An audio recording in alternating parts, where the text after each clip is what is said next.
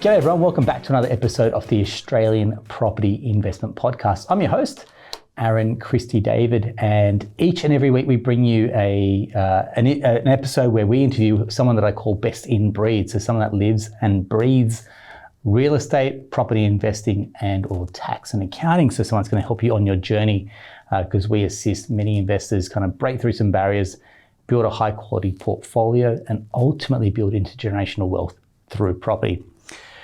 As one of the components of owning an investment property is becoming a landlord, and some of our investors do this and take to this role very well, and some transition to it and wonder, okay, so how do I become a good or great landlord as well? And that's one of the topics that we're going to talk about today with our guest, who I'd love to introduce, and his name is Anthony Webb, the CEO of Philip Webb Real Estate from down in Melbourne. Welcome to the show. Thanks for having me, Aaron. Really good to be here. Mate, really appreciate your time, and I know we're going to go deep on a couple of topics, but before I kick off, let's go through the Anthony Webb story and learn a little bit about yourself and what I call the 3 Ps, a little about yourself personally, professionally, and about your own property journey, if you want to indulge us. Easy. Okay. My I guess personally, I'm nearly 42 years old. I've got 2 children, both boys who are 7 and 10-year-olds. They're mad AFL supporters, which is great. Yeah. Which team are we talking about? Who's your team? Melbourne. So okay. Unfortunately just knocked out of the finals, but that's okay. A long-suffering Melbourne supporter, so I'm used to the disappointment. Also married, my wife is a wedding celebrant. So she's an amazing person at getting out and sort of celebrating people's lives, whether it be funerals or whether they're getting together and getting married, which is great. Oh, how good's that? So your Saturdays are just completely shot, right? I mean, are you still doing opens or auctions at the moment on Saturdays, or what's your... Yeah, still doing auctions. Yeah. So weekends are pretty brutal. We're lucky we've got some good support by way of parents and parents-in-law. Beautiful. So Saturdays are pretty covered. Sundays are my only day off. So if Tash is doing a wedding, me and the boys get to spend some time together, which is pretty cool. Very good. I guess professionally, I'm a second-generation real estate agent. So Dad started Philip Webb Real Estate 50 years ago, actually. We just had our 50-year anniversary. Congratulations. Isn't that an achievement, mate? 50 years in business. That's huge. And I sort of sit there and go, he started the business as a 19-year-old. That's insane. And has sort of built it up. So we've now got 3 offices across the eastern suburbs of Melbourne. We manage about 5,500 rental properties all across Melbourne. About 115 people on the team. I've been working here for 24 years. Yeah, mate, I saw that team. It looks like a small army that you've built there. It is. But, I guess for us, we're a family business too. So we really sort of take on the ethics and morals, I think, of a family business. And I love the fact that we've actually got families working within our family business. So brothers, mothers, daughters, cousins. It's really cool. So that's something, Dad's really tried to foster on the way through. Something to be super, super proud of. I mean, you look at the small business statistics, right? And how many businesses don't, especially real estate or, say, broking, for example, how many businesses don't make past the 18-month, 3-year mark? Then you go to 5 years, and 4 out of 5 businesses aren't even profitable, for example. Then you go to 10 years, and how many of those businesses have actually made it through the trenches, and then even at 10 years doesn't guarantee profitability, viability. And you look at a business that's 50 years strong, that's a testament to everyone's hard work, and most importantly, I guess, the service that you were delivering to your community as well, isn't it, without blowing any type of smoke? That is, and I think it's something that's really important for us, that we sort of, our clients, we treat them the way that we want to be treated. And, we've had the mission statement, exceeding clients' expectations. And that's sort of something that Dad's run from, the 80s when mission statements probably became popular, but it's something that we just really focus on is, okay, how do we give the client a great experience in every step of the way? And I think that's why, he's been able to create a successful business for me to step in and hopefully expand a bit on. Yeah, I think something that comes to mind is good to great. So the businesses that have been able to transition, and when they've handed across from owner to now CEO, for example, it's handed across and they've been able to step up. I think that's what you guys are going through. That's the idea. I think I've been groomed for it. So I've done every role within the business. So there's no one on the team that can say you haven't done it. So that's good. Whether it be sales, property manager, I've been everywhere. So it's good. Oh, well done. the next part of the P's was property. So I bought my first property when I was 23 years old. Beautiful. I actually got a second job at the time so I could pay for it. My wife and I are pretty crazy. We've been married for 12 years and we've moved houses 5 times. So we've certainly used that whole principal place of residence so we didn't have to pay capital gains tax. Yep. So bought, renovate, sold, bought, renovate, sold. That's been really good for us. So I still own my first investment property. Wow. And got another one now through our self-managed super fund as well, which was a little bit fun to set up. But no, I'm a big believer in property is the best way to go.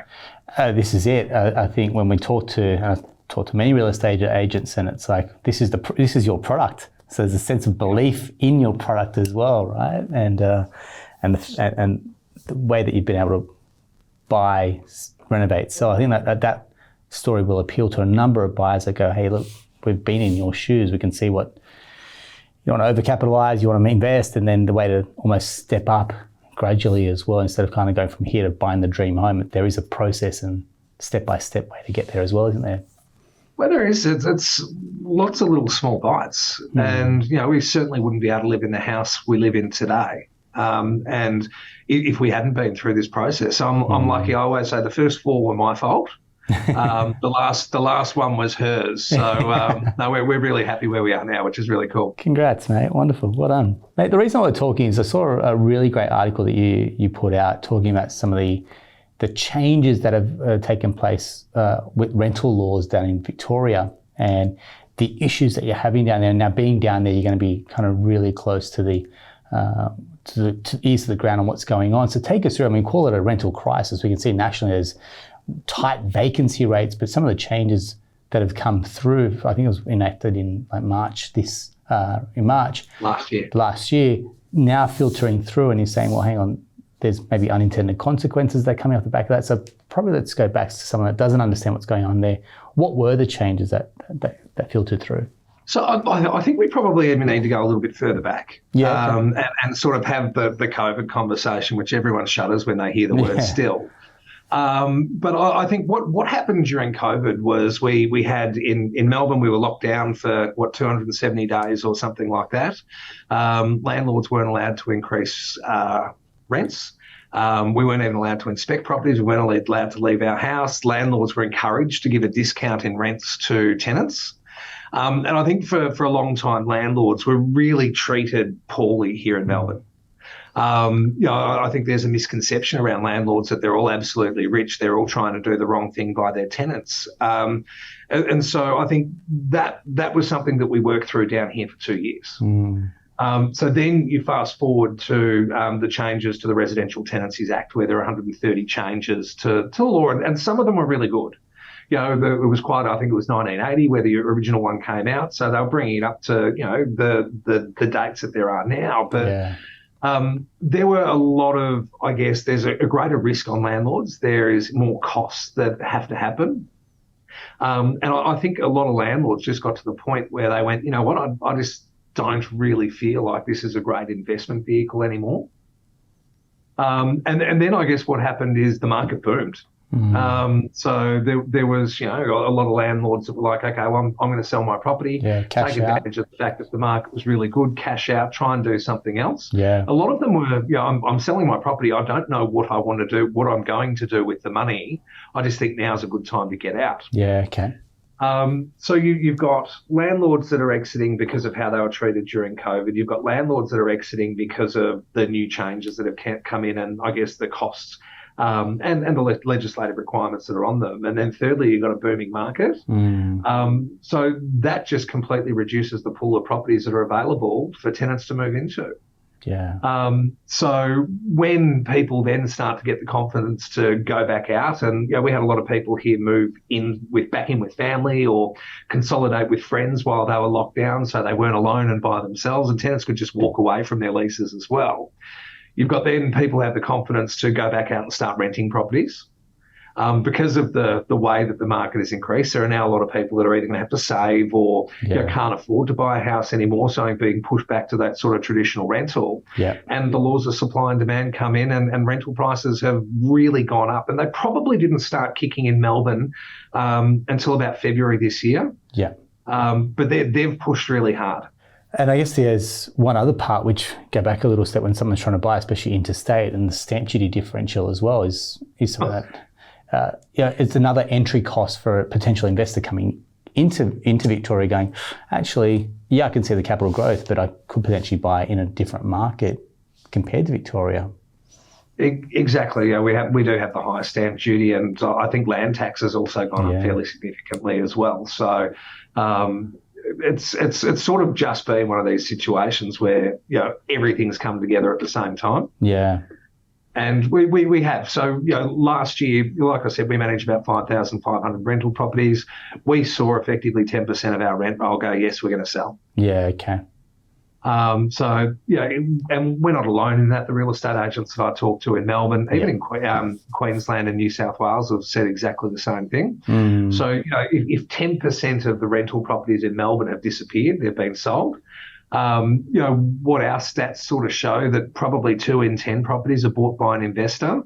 So maybe it's not the full 10% that have disappeared forever. Yeah. But the pool has definitely decreased, and then you've sort of seen people wanting to push out, and people who are renting wanting to have a little bit more space and wanting to be a house, and moving further away from the city for lifestyle and those sorts of reasons, and the competition on houses is just crazy. I mean, you touched on what's going on in Victoria, for example, and you go to Queensland, and so all the changes are coming through from land tax as well. So you go investors, maybe if they've got a diversified portfolio, they're getting stung a little bit more, going, okay, we've got moving goalposts in Victoria, moving goalposts in Queensland, and we've just seen Hobart kind of announce some changes around Airbnbs, for example, and trying to cap, talks around capping or freezing rental increases as well in this current market. We've seen on the south coast of New South Wales, for example, where local councils now are writing to landlords and saying, look, instead of having your property on Airbnb, can we convert that into a long-term rental as well, due to the shortage? So when you say moving goalposts, there's also the flip side to this adaptability. And I feel like that's probably something that's going to have to happen in your world, especially with real estate agencies, learning to adapt to having such a hard and fast-paced market, to now moving to a different style of market as well, and what the future holds, because I'm sure a lot of potential homeowners, but also potential buyers, are looking at some of these rate rises going, what does that mean for me? Changed in borrowing capacity, changed in repayments, managing their own cash flow as well. So I guess my question in there somewhere is, how does you and your team handle the adaptability conversation they're having with landlords and potential clients as well? I think I've never worked in an environment where we've had to adapt so quickly. And I think this is where having really good relationships with your clients is important. Property managers, I think, are probably the most undervalued resource in real estate. Well said. It is a difficult job. You're the meat and the sandwich the whole time. No one ever really calls you to say thank you, well done, you've done a good job. Every phone call is effectively more work. Right. So I think where we've really focused is educating our property managers to be able to give the right advice to their landlords. Yeah. So whether it become to rental increases, we don't do Airbnb as a company. It's just not something that we do from a short stay point of view. It's, I guess, not a skill set that we really have. And in the areas that we work, there's not a lot of Airbnb, but I know I've got some friends that have really pushed into that holiday rentals side of things, the fully furnished weekenders, and that's sort of particularly down here along the Mornington Peninsula, where a lot of businesses have had to start up their holiday arms. For us, we've had, with the legislation, you're less likely to do short-term rentals, just based on, I guess, your rights as a landlord and those sorts of things. You don't want your lease ending too quickly as well. So it is, I guess, for us, about sitting down and having conversations with our landlords about, okay, well, what is the goal of having this property? All those landlords that were selling because of the way, they weren't getting their rental return. They got treated poorly during COVID. Well, when did you buy the property? What's its worth now? How much income have you actually received during the time that you had the property? We're more than happy to sell it if you want to sell, but we just think property is such a good investment vehicle that rents will come back, and we're seeing that now. And I think there's still a fair bit further to go in terms of rents. And I think we'll see investors come back into the marketplace. And we already are, but to a larger extent, I think later this year, early next year, as those returns get better. So it's just that cycle. So you've got to be able to weather the storm a little bit and ride through it. And they're the sort of conversations that we're having. And then I guess for us, it's, how can we, I guess, use technology to leverage, the way that we do inspections on property, so landlords can have a better understanding of what's actually going on with their property as well. Yeah, well said. Thanks very much. Something you just talked about there was the investors' comments, which is, we'll wait till the end of the year, maybe start of next year, which is very common to what we're even hearing. Speak to a lot of colleagues as well. It's the same thing where it's that wait and see approach. So I feel like there's this perfect storm of investors that are waiting and seeing, and we'll almost have to compete with each other as well. That's a common comment that you feel like is coming through, like a wait and see? I guess I was talking more about rental returns. Yeah. And seeing rents go up. Yeah, okay. I think if I was looking to invest, I think now's the time to do it. I think there are a lot of people who are nervous about the increase in interest rates and how far are they going to go. So while those people are sitting back, and I guess from the sales point of view, what we're seeing is a lot of people are saying, give me a call when you get an offer. Yeah. And the numbers through open for inspections are dramatically lower than where they were 12 months ago. Yeah. So I think there are opportunities to buy properties well at the moment. And you will still get a rental return. Now, what's going to happen with the property market over the next 12 months, 2 years, who knows? But I think from a rental return point of view, you're going to get a good return. And the reality is property is not a short-term investment. Yeah. We go back to Federation, property prices have pretty much doubled every 10 years. Yeah. So as long as you've got that long-term view, property is going to be great for you. Yeah, well said. There was one question I was going to ask you, which is, you mentioned about doubling every 10 years, and COVID has almost accelerated that and changed that a little bit. For the last couple of years, you had that accelerated price growth for a couple of years. As you're looking to your local markets, what is the feedback at the moment in terms of price guidance, and I guess, do you expect to see some type of growth or movement in prices as well the next couple of years? And I know you mentioned that no one knows, but the market, you're very close to it. So I think in our areas, we're probably seeing property prices come back by about 7%. Okay. So it's not as dramatic as I think when you're reading the newspapers or watching the news, they're making it out to sound. Yeah.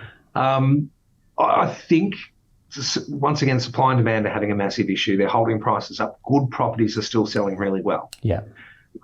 So if I'm sort of talking to investors that are looking to buy properties in Melbourne at the moment, it's sort of really looking at what tenants want. So I really track our vacancy rate and how quickly properties are leasing. Yeah, okay. 3-bedroom, 4-bedroom, 5-bedroom houses are the quickest possible properties to lease out. Like their vacancy is days. So we can usually lease them before the tenants have even moved out of the property. Beautiful.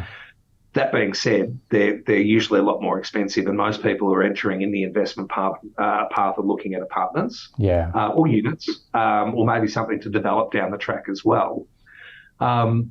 So my sort of focus is looking at what tenants are actually wanting in a certain area.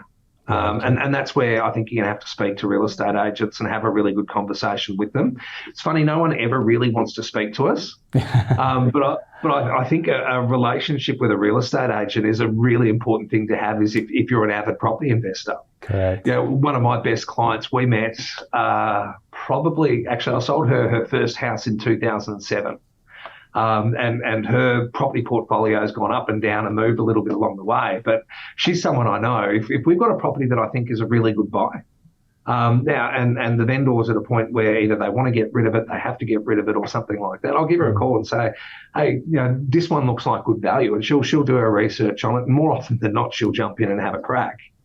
But I think that's one side of things. So having a really good relationship with a sales agent, but then also having a really good property manager, if you're buying for investment reasons, is huge. People focus so much on the fees and the fee that a real estate agent's going to charge.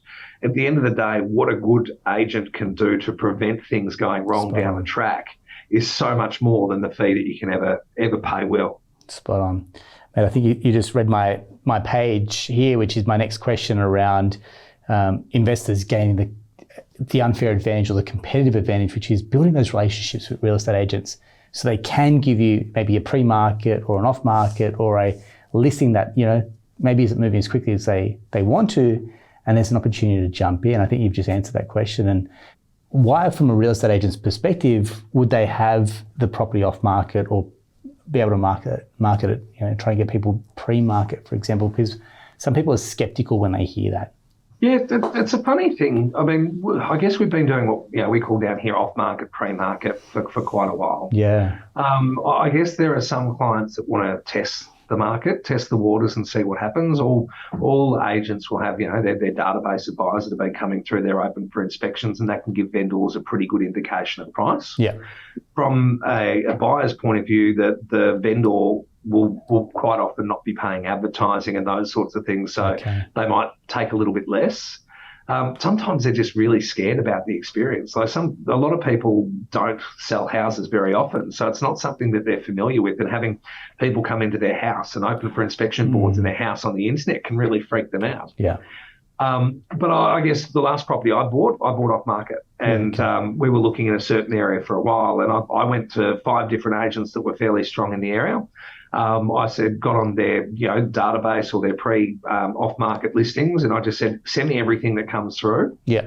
And that was how we managed to get something relatively quickly, rather than having to compete. And I guess that's good when the market's strong. I think right now, if you're savvy, you can move relatively quickly, then you can make things happen pretty quickly. So one of the things we're seeing a lot of with buyers at the moment is they don't have their finance approved. Well said. So they think that they can pay a certain amount for a property, and they actually can't. I had one a couple of weeks ago where they thought that they could spend 1.3 and they could only spend 1.1. Yeah. So from our point of view, we've invested all this time in a buyer that we thought was going to buy the property that just couldn't do it. Yeah, correct. And that's, again, when we're talking to our clients is saying, look, get your finance in order, because that's the last thing you want to hold up negotiations. You put your best foot forward. I'm financed. I'm ready to go. So from a real estate agent's perspective, this is a lower risk purchaser because I know that they're ticking the box. They got the finances ready to go. They're an organised buyer, for example. The agent is not going to risk having egg on their face when they go to the vendor to say we've got an offer, and now suddenly that offer's disappeared as well. Yeah. And one of the things we're seeing a lot of at the moment is buyers who can't get their finance and are cooling off on properties. So I quite often see vendors take $10,000, $15,000, $20,000 less because an offer is unconditional versus an offer being conditional. Yeah. So it makes your offer just that little bit stronger. I'm glad you mentioned it, because it comes from me sometimes. It sounds like it's smoke and mirror stuff, but it's so true. When you're presenting an offer, it's give a tight offer. Let them know that the finance. You're not kind of showing your hand. What you're doing is you're putting your best foot forward, really. And I really appreciate your share on that one. No, that's a good one. And I think the other trick with buying is every agent handles offers and their offer system differently. So ask the agent, if I put an offer on this property, how's it going to work? Because, some will use your offer as leverage on other offers. Some will do, a sealed envelope and the best offer wins. You just don't, because everyone does do it differently. So having an understanding around that is really important when you're placing your offer and you're negotiating with an agent as well. Yeah, appreciate it, mate. Thank you so much. There's so many years of knowledge and wisdom in some of the stuff you just shared with us. So thank you very much, Anthony. Really appreciate it. I will put the link, so if anyone's interested in reading the article that you've put out in Real Estate Business, I will put the link in there so people can check it out.